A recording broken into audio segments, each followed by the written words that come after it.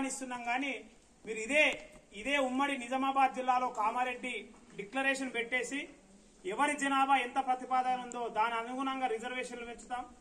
ముఖ్యంగా ఓబీసీ అభ్యర్థులకు ఈ 27% నుంచి 42% మేము తీసుకొస్తాం.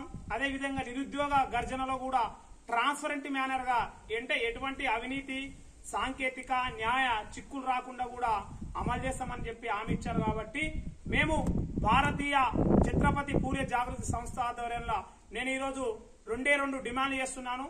మీరు ఉద్యోగ ప్రకటనలు ఇస్తున్నారు కరెక్టే, మరి ఈ ఏదైతే ఎన్నికల manifesto committee chairman Duddilla Sridhar Babu, అదేవిధంగా ఎన్నికల ప్రచార కమిటీ కన్వీనర్ తీర్మలన్న గారికి నేను విజ్ఞప్తి చేస్తున్నాను. మీరు ఏదైతే హామీ ఇచ్చిండ్రు ఈ మేనిఫెస్టో తయారు చేసేసి ఓబీసీ రిజర్వేషన్లు 27% ఉన్న నుంచి 42% ఆహ్వానిస్తున్నాం. కానీ మీరు సాంకేతిక సమస్యలు అవి చూపించకుండా తక్షణమే ఇది అమలు చేసిన తర్వాతనే ఉద్యోగ నోటిఫికేషన్ జారీ చేస్తే ఈ తెలంగాణ రాష్ట్రంలో ఉన్న 60% ఉన్న ఓబీసీ జనాభా అదేవిధంగా బడుగు బలైన వర్గాల అందరికి కూడా న్యాయం జరుగుతుంది.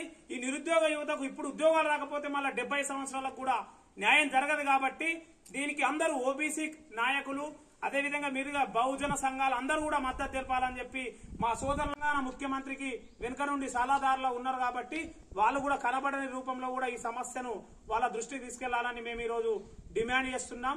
జై తెలంగాణ, మన ఆకాంక్షలు నెరవేరాలి, నీళ్లు నియామకాలు తక్షణమే చేపట్టాలి, న్యాయం జరగాలి, న్యాయం జరగాలి.